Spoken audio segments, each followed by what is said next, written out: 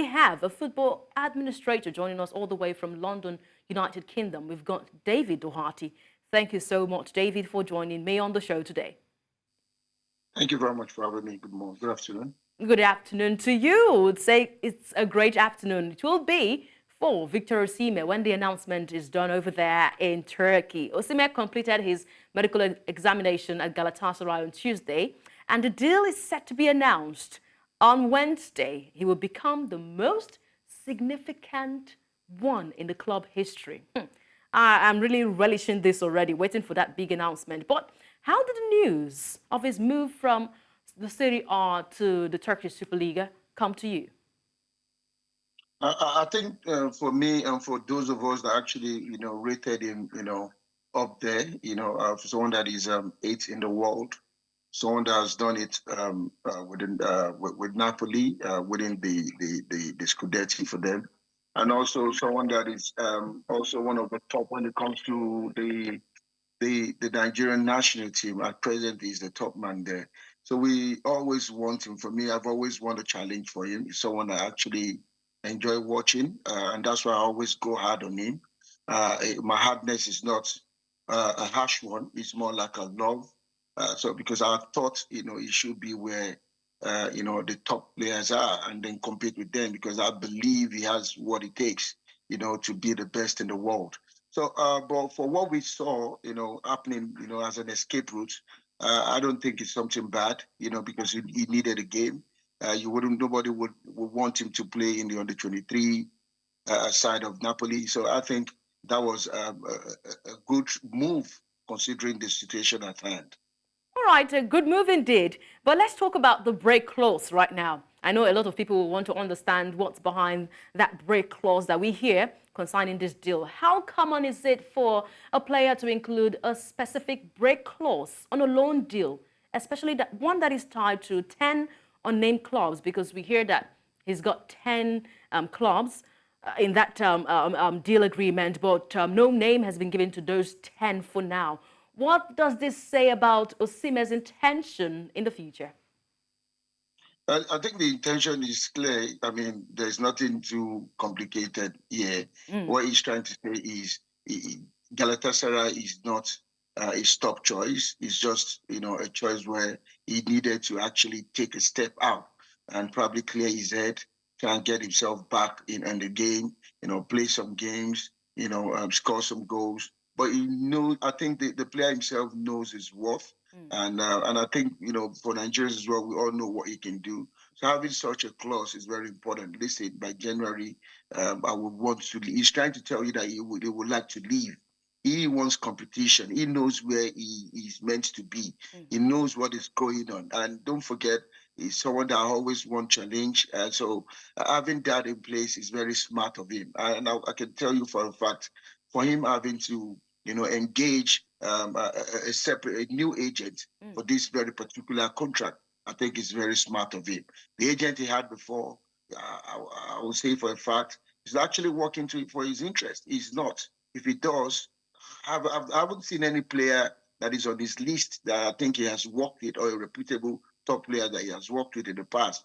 But, having to do this and having to understand that he needed such, I think that is amazing. But how might this agent switch? We just brought the agent to the fore. Roberto Calenda is one of good pedigree, but he could not just manage that conversation for that move from Napoli to Saudi Arabia. We heard that Osimhen said he was totally disappointed in the agent and had to part ways with him. How does this agent switch? How will he affect him in future dealings?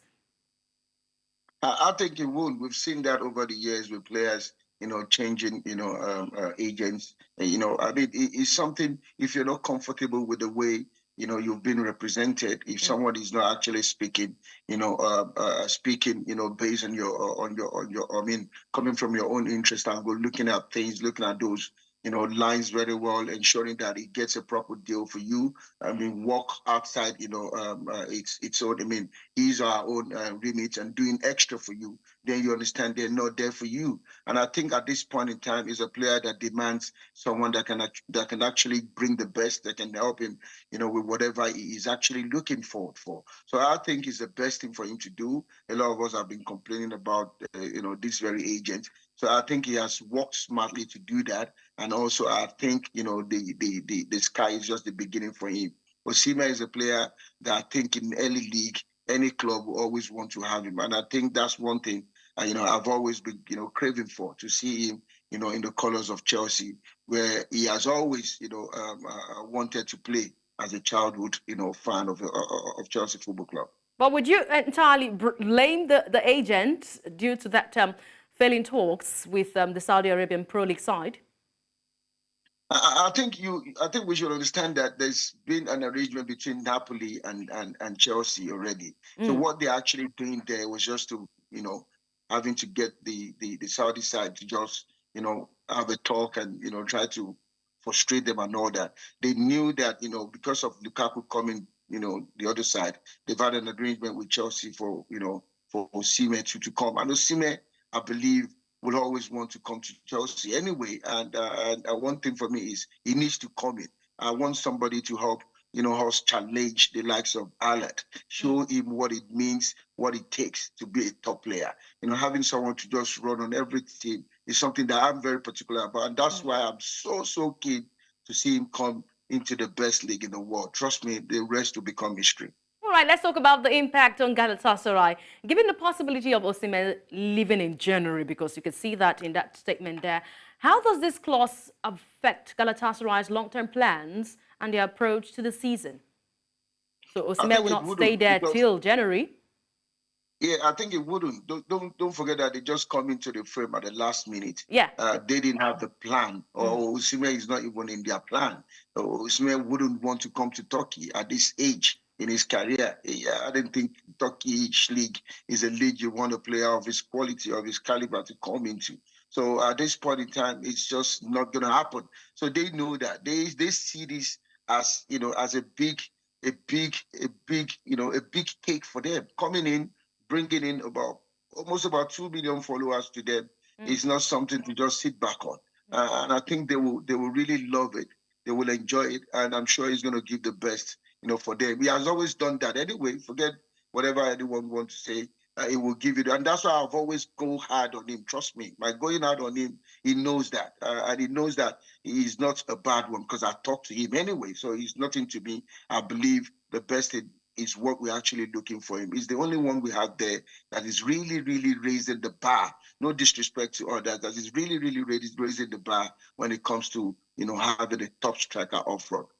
Right, I know everyone is involved in this conversation here concerning Victor Osimhen's move to Galatasaray. Got Galatasaray, Napoli, and also Victor himself. For Napoli's stand, with Osimhen requesting a reduction in the release clause, what implications does this have for Napoli, both financially and strategically, of course, especially if he leaves in January? We know that Napoli got saved by Galatasaray, who have offered that they would pay that wages there. But what implication does this have for the club if he leaves in January?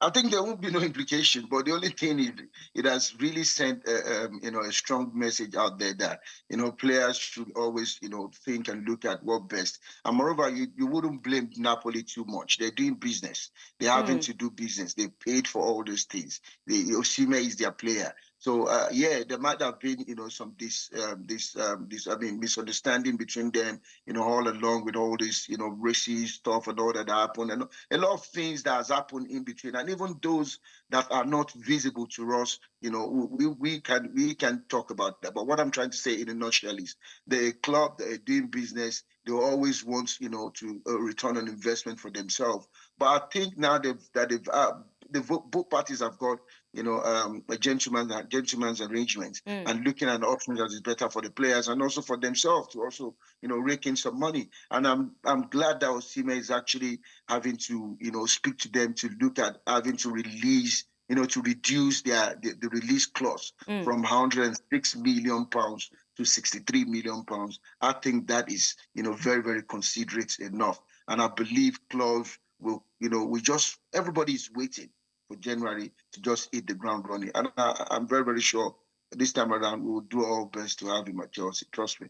All right, I know this decision would affect the market, the transfer market indeed. Osimhen right now is poised to be one of the biggest transfer over there, the deal in Turkey, and we could see the numbers already racking up in the transfer market. Now, considering this break clause that he has decided to go ahead with, the reduced release clause that he has also made, the decision he has made, how might this influence other clubs in the January transfer window? Because everyone is concerned about where the market lies. How could this spark a bidding war for Osimhen? Because right now, the stakes are high for the African best player. I think it's just for him to make a decision where he wants to go. Look at where he thinks, or within his management, where they think he is deemed fit to perform. Like I said, in Premier League, he would definitely perform, regardless which of the teams is actually. If he goes for Liverpool as well, same story. But for me, I don't see him coming to Arsenal. Well, if he goes there as well, he will do the job. He has players around him that will get the job done. One thing we can't look away from is this is a player that will always give you 120. You don't tend to see that in the Premier League or in the set of strikers that you have in the world as a I'm sorry to butt in. I understand that Liverpool also made a bid for him, but that salary really scared them off. With this not be a future thing. Absolutely. The salary is where the problem is, and that's where the problem lies. And I think it's something that I said that maybe that was a reason why Chelsea couldn't, because they've already had a salary cap. And you can see that that was one of the reasons why they offloaded some of their top earners in the club. So one thing they're trying to do is, one thing Osimhen would have also do is probably come in and then rely on performance-based,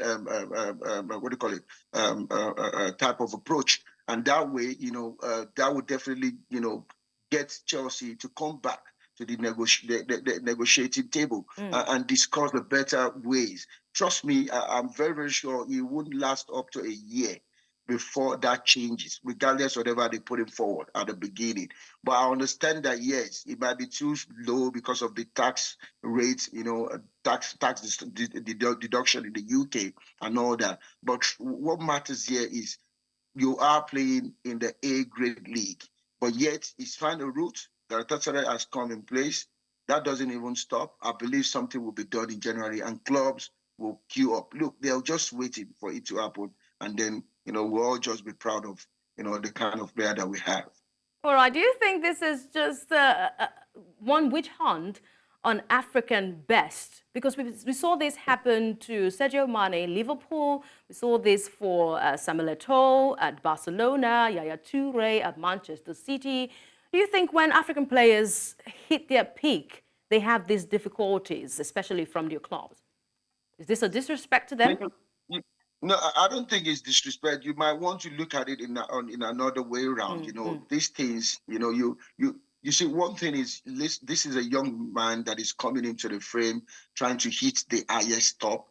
Definitely, you will see resistance. You will see some form of politics playing and all that. Yes, that you cannot erase. But one thing is you cannot shut something. You cannot close door on something that is as good as whatever you want to look at. No matter how you cover something up, if that thing is good, trust me, there will always be a way for it to shine. And that is what we should be looking at. We should always speak on that part of it, that this is a player that you cannot keep quiet for long. You cannot underestimate what he can do. Just get him on that pitch. He will get the job done for you. He will put all his heart out for you. And that is one thing you don't see. That is why you can't compare strikers up front. And that is why you can't do, everybody comes with a different approach. So, but for me, all these players that you've mentioned, they've done it, they've been there, they've proved it that, listen, we are good. No matter how, anyone wants to play any politics, these boys or these players of Africa, whatever they are, they will definitely come out good. All right. Been an interesting conversation so far. We hear that he's still been expected at the Super Eagles camp. I'm hoping that he will not be jet lagged before the matchday encounter against Rwanda and Uyo. Let's just hear in a few seconds what your overview, what you think would be the outcome of that game between Nigeria and Rwanda under the tutelage of indigenous coaches for the Super Eagles. For me, I've always been an advocate of indigenous coaches. Anyway, I mean, we've had them now. They just need to go out there, and do their job. There's nothing to prove. And I think what we just want is the Football Federation to look beyond just having them for a short time. They have to believe in them, provide the support that might be needed. If there's any technical end that they might need, that needs to come in to support the whole framework, that can happen. But Guavon has to look at ways of going back after the game to his original technical director and probably look for a coach that is probably indigenous to lead the pack of those that are there. And do you see him unfit to do that? You've got vote of no confidence on him? What it is listen, he has always come in, to try and, look at ways to salvage the situation that we have at hand. But with the two, young coaches that have joined it, I think they should be able to come up with one or two things to help as well, because they've been there, they've been on the soil, they're coach, respectively, they're all first team coach in their respective clubs. And then they, according to what we've seen, they've also done very well, in MPFL. But I think the support they need will always be for them to all come together as one, get the support of the players. Is the most important thing is to get the players coming to your side. If you can get the players to come to your side, get the senior ones that are there to also rub minds with them and see a better approach to play this team. Trust me, the quality is in the team. They all just need to give 120% against the Rwandans. And then, we'll all just be here, clapping and praising the whole side. My own is for we to see more of this happening, not just a one-off. We have to keep supporting each other, pull each other when it comes to this, especially the indigenous, coaches. And then, we'll all see Nigeria coming gradually back to where we belong. All right, I'm also hoping for that to happen. Thank you so much, Football Administrator from London, United Kingdom, David O'Harty, for joining us on the show today. Thank you very much for having me. Thank you. We appreciate your thoughts on the show.